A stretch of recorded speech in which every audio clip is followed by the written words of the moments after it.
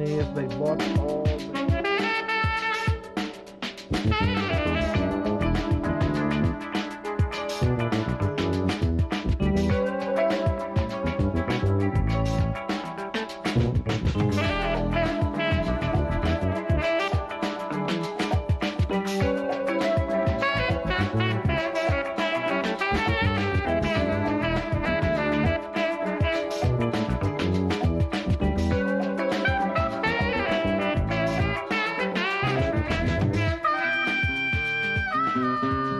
This is Café California, and I want to thank Hispanic Magazine, a wonderful new publication.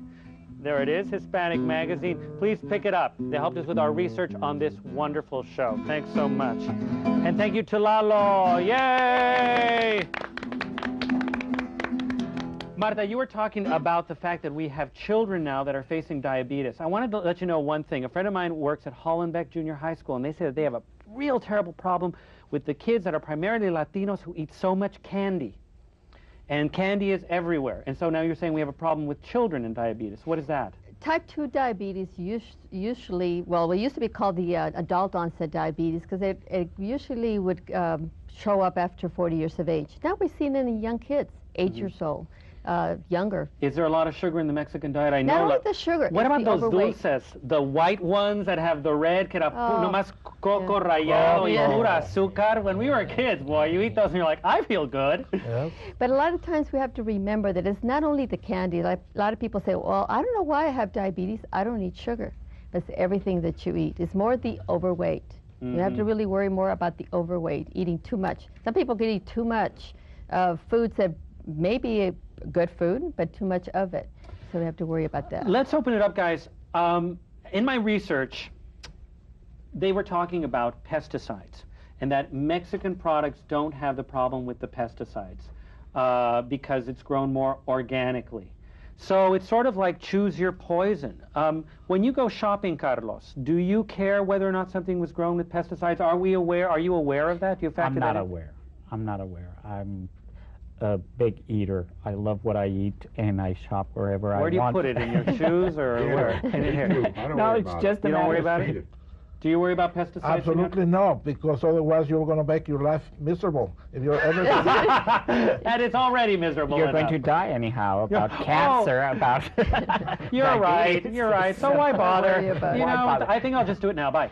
No, I think it's a matter of enjoying and knowing how to shop and knowing what you're eating, because you are what you eat.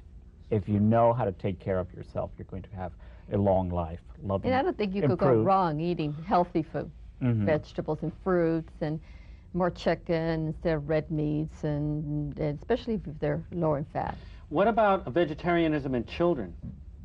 Vegetarian food could be very healthy as long as they remember they have to have protein foods as well. Because my tío always used to say, no, niños tienen que comer carne. They have to eat meat. They say, para eso son estos dientitos. He'd say your incisor are to tear. Food. I want to talk a little bit about culture. You know, we're Catholic, a lot of us, and it's a sin to throw away food, right? Comes todo lo que está en el plato. That's how I grew up. Yeah, and that's the way the campaign of Carl's Jr. was done for the American for the Hispanic market, and for the American market, it's faced in a different way.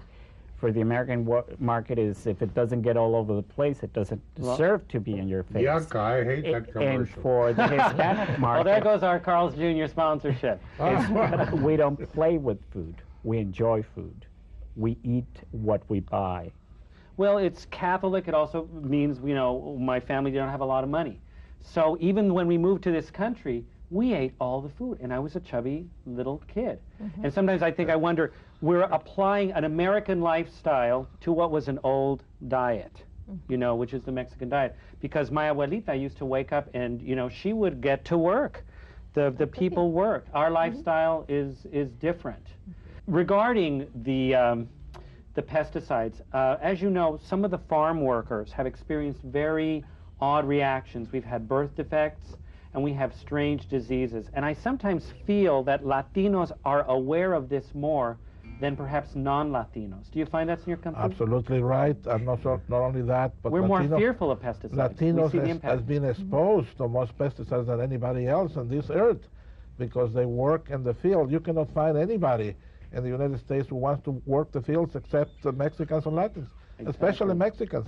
And they have been exposed for years and years, and many people have suffered the effects of these pesticides. And they know the dangers. And they are taking it directly. When you eat some food that has was protected with pesticides, you really are taking a little bit of risk, but don't worry about it. You clean these things, you wash it or whatever, and you can eliminate 80 or 90% of it. But the worker in the field, he cannot do anything. No. And that has to change. We have to protect workers because these are the individuals that are making our food so cheap. Remember, in the United States, the agricultural food is the cheapest in the world, and it's one of the reasons why is because the Mexican laborers work hard and with little wages. Exactly. If you're having a fresh salad today, you have probably a Mexican laborer to thank. Absolutely. Exactly. The street vendors that we've been, right now, I've been having so many problems. Do any of you have any problem eating food right there off the corner, Lalo? Do you ever buy food off the street? No, because I live in Palm Springs. And your life is too glamorous. We don't have that. The vendors come to your house. He lives with the rich people. Will you play us off, Lalo? Shall we do There's No Tortillas? Okay. For your enjoyment of all. And here go my 13 years of voice lessons that my father paid for. Right. Together. I love tortillas. No, I don't know that part. And I love them dearly. You'll never know just how sincerely they're going to the chorus. Okay. There's no tortillas. There's only bread. It's a sad story. There's no tortillas. And I'm still sad. My grief. My grief I cannot hide. There's no tortillas for my reprise. That was for you, Dad. Right. Thank you all so much for joining us. We've had a wonderful time. privilege. To Lalo, gracias. Carlos, Señor Cantú, Marta Herrera, thank you for all your wonderful, wonderful, wonderful work. And you want to tell us a little bit about anything that's coming up with you? And Yeah, we have a Pláticas Educativas at Y Memorial Medical Center on a monthly basis. Our next one is on nutrition. August the 8th.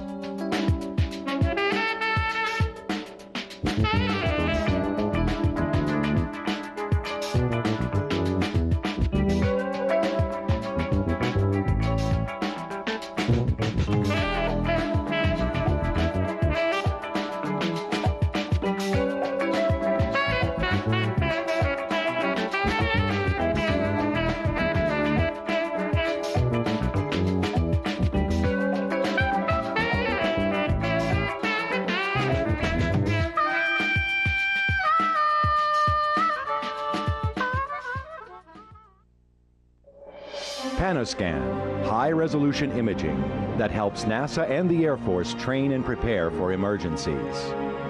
Panoscan 360-degree imaging helps law enforcement agencies with interactive maps and tactical planning to protect our schools.